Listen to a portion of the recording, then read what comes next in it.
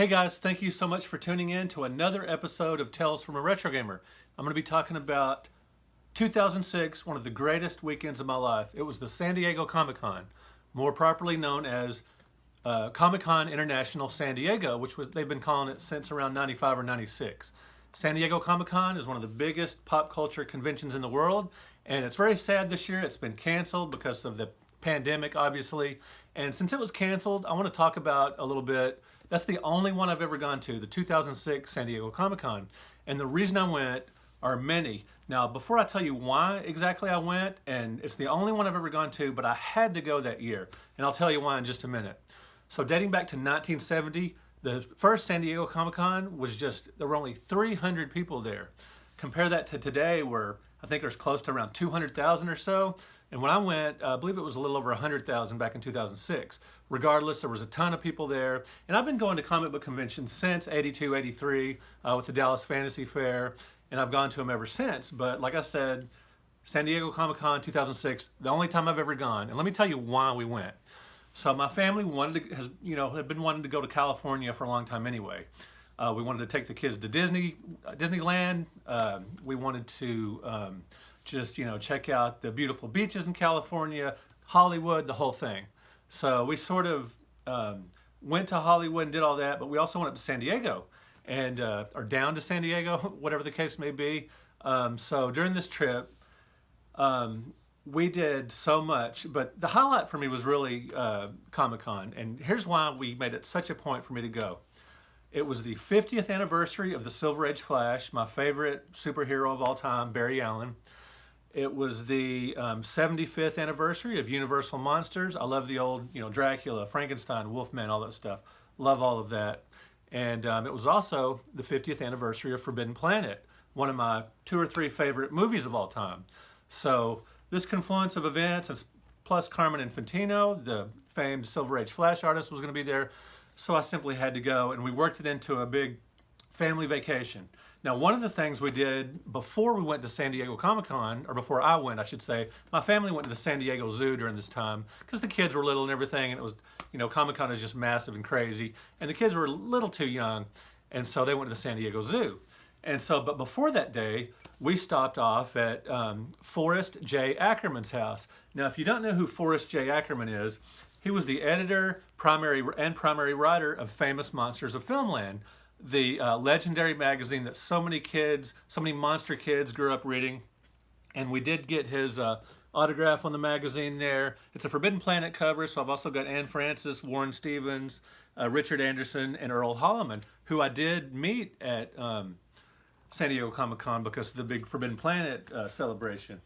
Anyway, we stopped off at Forrest J Ackerman's house because he would let people every Saturday at a certain time, like early afternoon or mid-morning or something like that. I don't remember exactly what time. We went to his house and he would offer free tours of his house. Now, this was a drastically reduced version of his old Son of Acker Mansion. The Acker Mansion was a place he lived for years, and then he had Son of Acker Mansion. Son of Acker Mansion was an 18-room, massive house just filled with monster movie memorabilia. He went to movie studios growing up and would collect posters that they would just throw out. In the old days, movie memorabilia, props, posters, one-sheets, all that stuff, lobby cards, all that was considered trash. So much of it would get thrown away. But Forrest Ackerman, as he's well known, those of you guys know him, that's one of his big... he's a punster. If you've ever read Famous Monsters of Filmland, he loves puns, like calling California Karloff-fornia after Boris Karloff, and on and on. But anyway, Uncle Forrest, as a lot of people call him, he lived in this 18-room mansion, and it was just filled with over 300,000 books, props from the movies, all kinds of cool stuff. Well, in his later years, he had a drastically reduced version of this in a Hollywood bungalow. But he would still offer tours. And so we did go. My family went. It was an awesome time. He was old and hard of hearing. He's passed away since. But he was very nice. And he did talk a little. We talked a little bit about how he told us he saw Metropolis, his favorite film of all time, over 100 times. He was very friendly, very polite. And but old and fragile, and just he mostly sat in his chair while he talked to us. But we had free, with he had a couple of assistants there, and we did have free reign of the house to look around. We saw the Metropolis robot and all these like Dracula's ring and all this just incredible movie props. But they were just sort of mixed in with like where an old man lives. Like on the top of the refrigerator was a loaf of bread, and then you would see some movie memorabilia beside it. Very, very odd, but fascinating. It was a great trip. Just an incredible sort of precursor to the San Diego Comic-Con. So once I made it to Comic-Con, while my family went to the San Diego Zoo, not long after I'd been there, I mean, it was just a massive, almost overwhelming experience, but I did make it to a panel that I wanted to go to pretty early in the day when I got there. I believe I got there on a Friday, and I was there 2 or 3 days. It was such a crazy whirlwind weekend. I don't even remember what days I was there. I'm sure my wife would know. She remembers all this stuff like clockwork. Anyway, not long after I got to Comic-Con, I went to a panel I really wanted to go to. And the first thing that happened was, or one of the first things, my editor, at the time I was writing for Comics Buyer's Guide. That's the longest running publication in the industry. It's no longer being produced, but it was produced for over 4 decades, and I wrote for like 12 or 14 years of it. Anyway, Maggie Thompson, the editor of Comics Buyer's Guide, saw me. She said, literally said, hello, nice to meet you, yada, yada, yada, because we had corresponded online but never met in person, and she was my editor for years, and it was cool to see her. But she said yada, yada, yada as far as the introduction, and just shoved a tape recorder in my hand and said, here, tape this panel, I've got to go to another one. Now, this wasn't anything prearranged. She wasn't paying me to do this, but she assumed since I was one of the freelancers for Comics Buyer's Guide that I would gladly do that.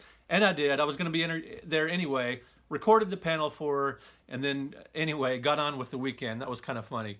One of the panels I went to was a panel on Universal Monsters, because it was the 75th anniversary. And what was cool about that, there was a man there that had written a book about Universal Monsters, and he was there, as a guest panelist, as a guest author, and he was just up at his, on the, up in front on the stage, and had a pretty decent sized room of people watching his panel. He was just talking about the history of Universal Monsters and his interest in it. And he had his books, and I talked to him afterward, and he sold quite a few books for the panel, and then he packed them up in his suitcase to roll away, and I thought, I want to do that. I've always had, for years, ever since I was a kid, I had aspirations to be a writer and that kind of thing. And this was in 2006, before I'd written my first book. I'd already written a bunch of articles and things. I wanted to do that. I want to be an author type that's up, giving a lecture, or doing panels and things like that. That really interested me, and I thought, that's really cool. I want to do that, which I would someday, as you guys know. So that was really neat, seeing that panel. And the Forbidden Planet thing was awesome. There was a, mock-up Robbie the Robot there. Actors from the film were there. That was awesome. We got Warren Stevens, Earl Holliman, and me, and Richard Anderson. We got their autographs free. Even as recent as, 2006, 2007, a lot of celebrities, you could still get their autographs very cheaply or free. And I believe Forbidden Planet they were promoting like maybe a new DVD release or something.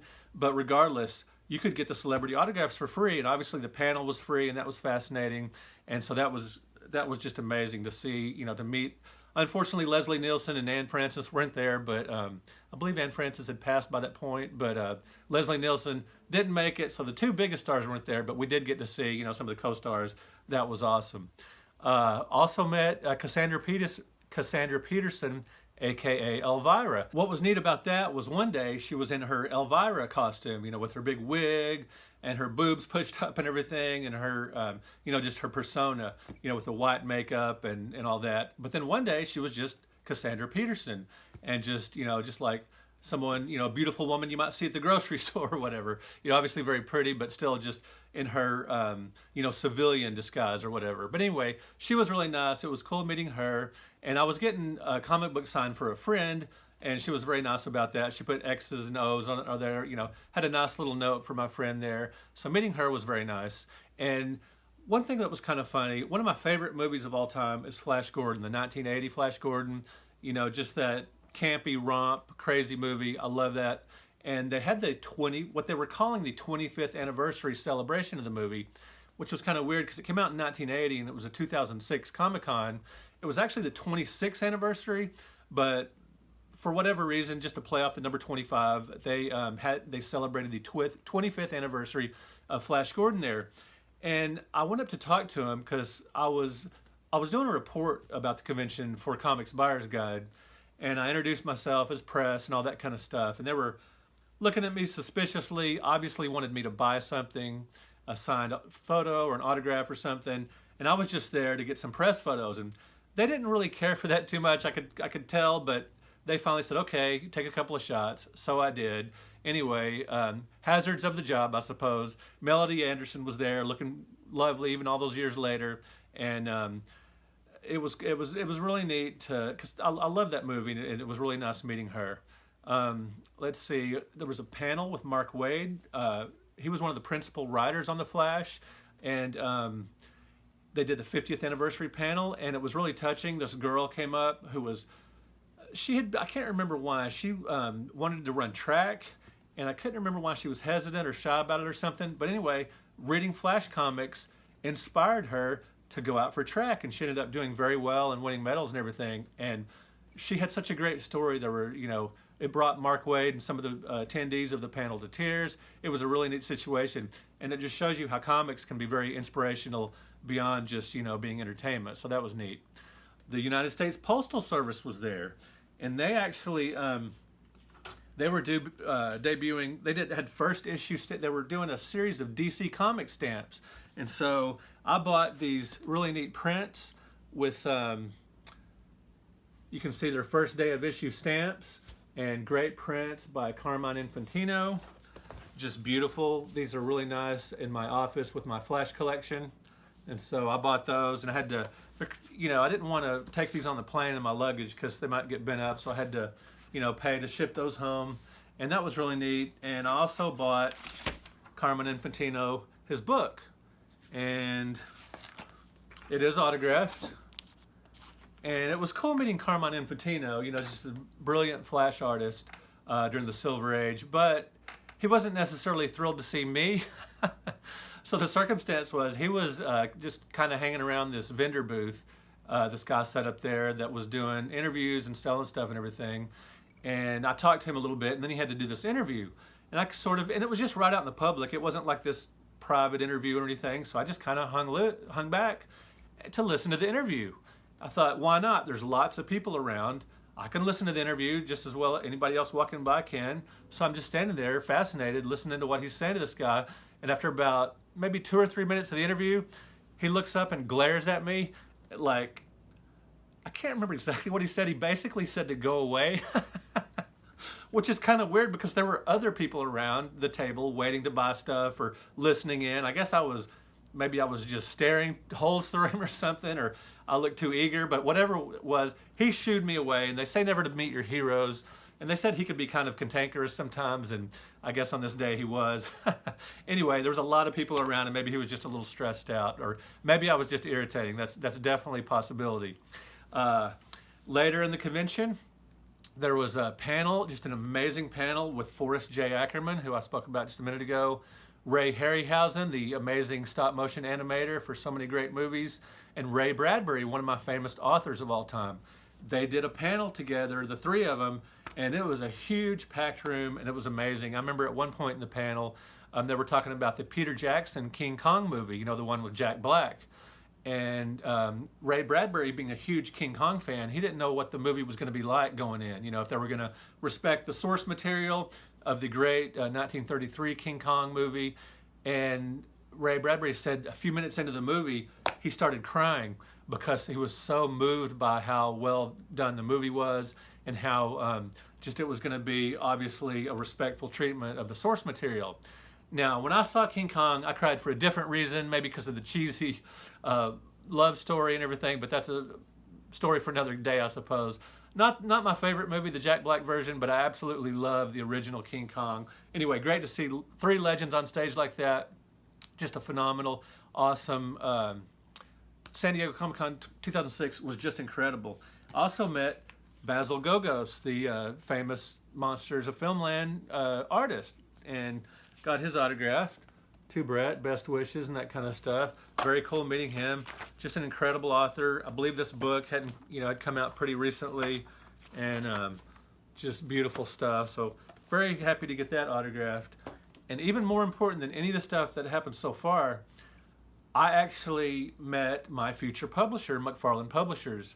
I was at a McFarland Publishers had their booth set up, and I was there and I bought a Night Gallery book, based on the old Rod Serling anthology series. And I was talking to one of the editors working there. Just someone attending the booth also happened to be an editor. And so we were talking a little bit. I asked him, hey, I think I covered a little bit of this in my Classic Home Video Games video, but I talked to her a little bit about, possibly writing for McFarland in some respect. I didn't really know how the thing worked. And when I got home, 3 days after I got home, I'd given her a business card. 3 days after I got home, she sent me an email asking if I had any book ideas. So to make a long story short, since I've already made a video on that, it led to Classic Home Video Games 1972 through 1984, my first book. So that 2006 San Diego Comic-Con led to my, career in writing books. And I also met the editor of Back Issue magazine, Michael Urey. Super nice guy. And shortly after that, after meeting him and leaving a card and telling my credentials, I started writing for Back Issue magazine as well. So this was obviously a hugely influential comic book convention for me. One of the coolest, greatest weekends of my life. It was just awesome. And so comment below. Have you been to San Diego Comic-Con? And what was your experiences there? Just, were you there as a fan or a professional or anything at all? Just comment below what you think of San Diego Comic-Con. If you're bummed about, it's been shut down this year, you can comment on that as well. In the last Tales from a Retro Gamer episode, I did a video on what genres I would like to see the Intellivision Amico. There's been a lot of talk about the Intellivision Amico, and there are 3 pretty much dead genres I wanted them to bring back. Slide and shoot games like Space Invaders, maze games, and climbing games like Donkey Kong. And I had some good comments on that. Dane Stegman said, good video. You make some good points about different kinds of games for the Amico. I would like to see some more sports titles, because I asked you guys what genres you wanted to see. And Dane wanted to see football, baseball, golf, etc. The original Intellivision had lots of good sports titles. Hopefully the Amico will have those kinds of games. Yeah, the Intellivision was definitely known for legendary sports titles and ones that were actually, sponsored by like major leagues like the NFL and NBA. And the Games Artist says, RPG and adventure games. Looks like Cloudy Mountain will be a fun action adventure, but I'd like to see deeper elements like Treasure of Tarman. Strategy, games like Utopia, Sea Battle, or maybe even something deeper, but still fairly casual strategy. Collectible card games, games where you earn cards, are a lot of fun and drives me to keep playing.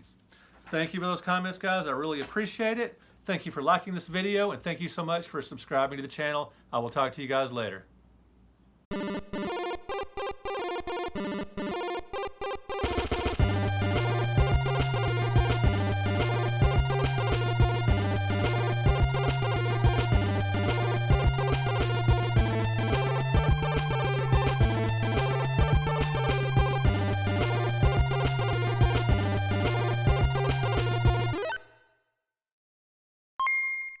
But I'd like to see deeper elements like Treasures of Tarman.